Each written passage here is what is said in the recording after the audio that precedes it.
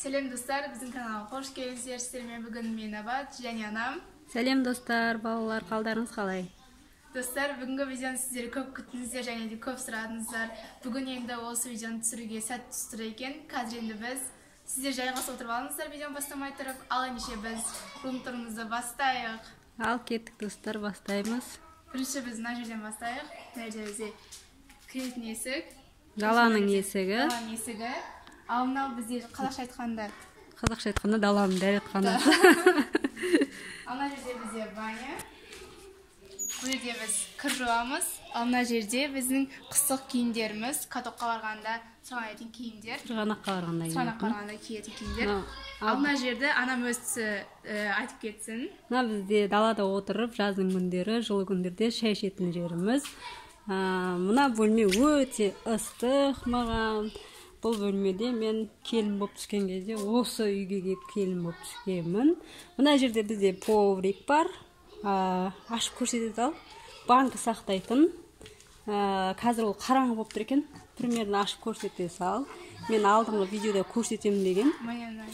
Бірақ мына осылай банкалар жиналып тұрады. Жаба сал. Енді мына жаққа кеттік.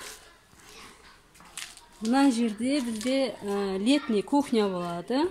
Мына бізде киінбейтін киімдер. Мешітке апарып тастаймыз деп жинап қойғанбыз.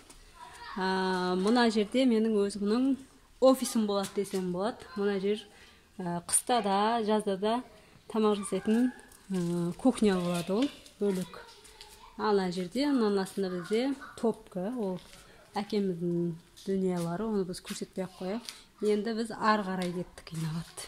Мына жақпен айналып барайық. Бізде екіге бөлініп тұр.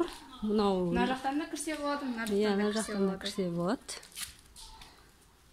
Мына жақта мән бермеңіздер, шашылып жатыр. Бұл жиналып қойған, кішкене жинап, реттеп қойған түріміз. Мына жерде бізде груша бар. Грушасы бар. Олдар, қыздар да ойнай береді. Мына жерде качели. Апа өз қолымен жасаған мына жерде. Мына жерде тоже лестница бар. Ал мына жерде турник бар. Олдарға арналған. Мынаның астында жұмсақ төсейтіні бар. Оны біз пока алып тастағанбыз. Ал мына жерде бізде ойын автоматтары, мынаның ішінде тұр. Егер жаңбыр жауса, мына жерде су тиеді, сондықтан да осылай жауып қойғанбыз. Ол көрінбейді. Мынаның астында бір 4 автомат бар ойнайтын. Мына жерде бізде мына шашылып жатқан великтер. В общем, оның барлығы балаларының дүниелері ғой. Мынан шама велик бар үйде. Кезек айдайды. Мына жерде көп. Сосын не көрсетемін? Бұл далада көрсететін көп нәрсе жоқ. Осы бізде 2 шифонер үйге кіретін. Әлі уақыт болмай жүр оны кіргізуге. Мына бізде лабиринт, оны жақында құрастырамыз. Мына жерде батут. Біз батут бассейн болған кезде алып тастағанбыз. Енді оны қайттан қоямыз. Мына осындай. Ар жағы да бар, ол енді сіздерге қызық емес шығар. Жүріп кеттік енді. Үйді көрсетейік. Мына жерде далада демалып отырады. Бірақ отыруға да уақытым жоқ. Бәші отырмай деген. Ал мына жерді көрсетейік. Тапшан. Бұл жерде де бізде отырып шай ішуге уақытым жоқ. Мына жерде ішеміз. Шай ішетін жер көп, бірақ бізде отырып шай ішуге уақыт жоқ. Мына жерде балалар ойнайды. Таладан балалар, көршінің балалары келсе, біз осы кілем төсеп қойғанбыз. Осы жерде насихаттың подружкалары келіп ойнайды. Мына біз жаңа сіздерге көрсетті, ол мына жақтан кіретін жол. Бізде көп ремонт әлі біткен жоқ. Мынаны краскілеуіміз керек. Бұны жақында ғана жасады лестницаны. Оны краскілеуіміз керек. Мына жерде бізде аяқ киім шешетін жер. Бұны енді қыс болмай жатып, бұл жерге жабық қылып жасайды. Тек аяқ киім қоятын прихожка болады. Ал кеттік. Үйімізге кірейік. Мына бізде прихожка. Мынаның есігі болады, мына шифонердің. Бұның есігін жасатып жатыр. Мына жерде бізде керекті киімдеріміз бар. Бұл жерде бір жерге барғанда, сабаққа барғанда қыдыратын курткаларымыз тұрады. Ал мына жерде күнделікті киетін киімдеріміз. Ойынға киетін күнделікті киімдер. Міне осындай прихожкамыз. Ал мына ұзын тұрған коридор. О коридордан бізге бірінші есік. Дәретхананың есігі. Үйдің дәретханасы. Ана жерде бізде душ. Мына бізде душ. Міне үтіктейтін үтігіміз. Кәдімгі қарапайым үй. Енді прихожкамен жүре берген кезде мына жерде бізде лестница бар, оны сіздерге сосын көрсетеміз. Ал ендеше біз қазір мына залды көрсетіп кетейік. ар жағынан кіре бер. Екі есік бар бізде залда.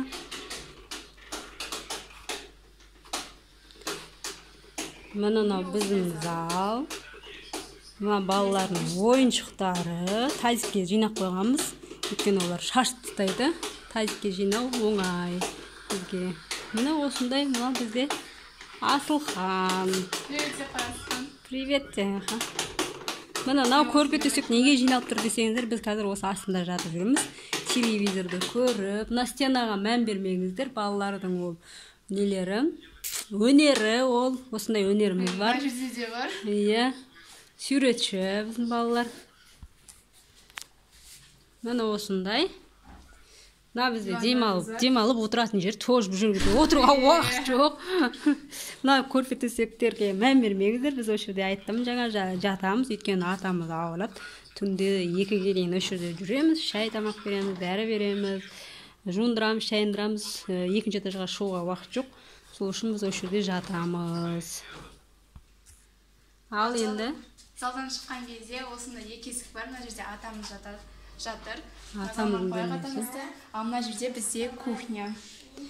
Мына біздің ас үйіміз. Осы жерде көп уақытты осы жерде өткіземіз.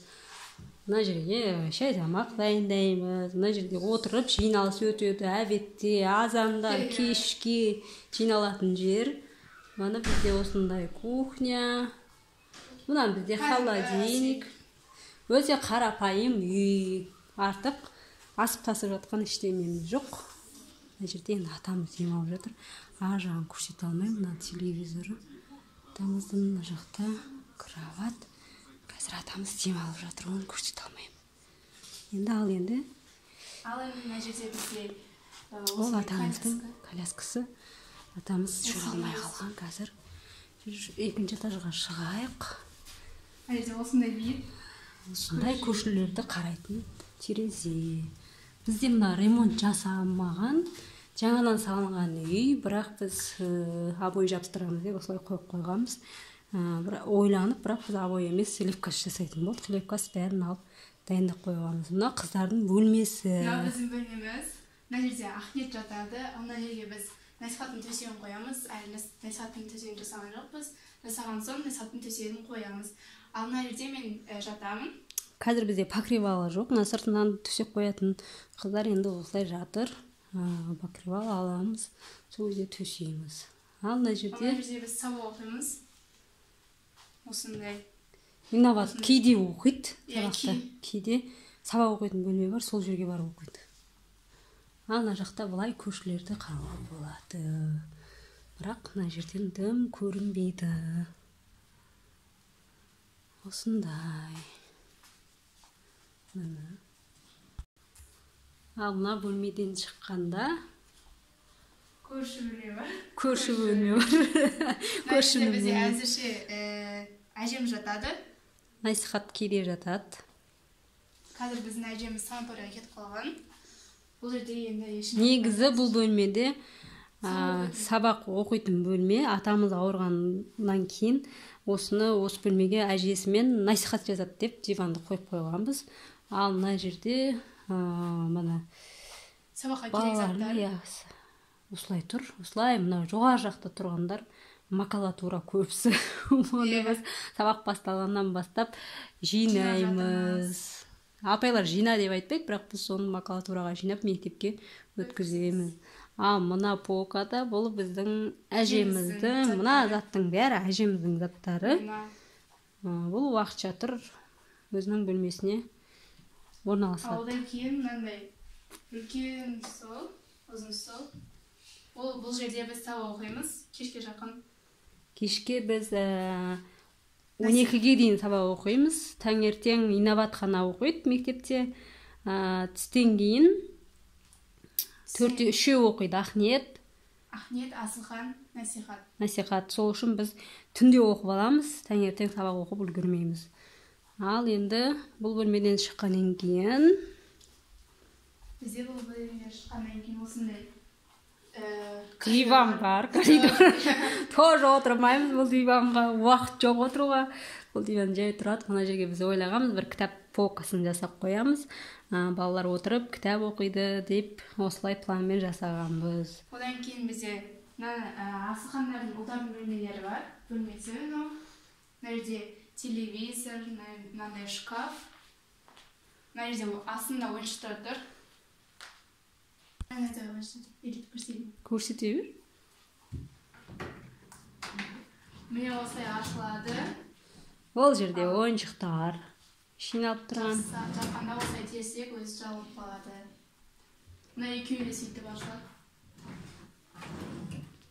Бұда ештеме жоқ па? Иә, мына екеуі де ештеме жоқ.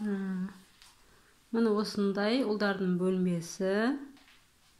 Мына жерде негізі не тұрған еді? PlayStation. Иә, PlayStation тұрған. PlayStation. Папа көздері ауырады деп алып қойды әзірше. PlayStation бар, ойнайтын, GTA бірдеңе ойнайтын. Міне осындай. Міне осындай бөлме. Бір диван, бұл жерде Асылхан жатады. Бұл бөлме осындай. Ал мына бөлмеде, мынау біздің бөлмеміз. Несі бітпеген, осылай тұр. Бұл бөлмені көрсетпейміз. Иә. Кішкене ғана ашып көрсетіп қойайын. Бер жағын ғана. Осындай бөлме. Өйткені ол жақта көрсетуге болмайды. Менің бөлмем. Ол инабат тұр жасайық дегеннен кейін осылай түсіріп атқанбыз. Мына жерде мынаны не үшін қойып қойған десеңіздер, Дәулет кішкентай кезінде мынаның астына түсіп қарайтын, еңбектеп. Сол үшін құлап кетеді деп қойып қойғанбыз әлі тұр.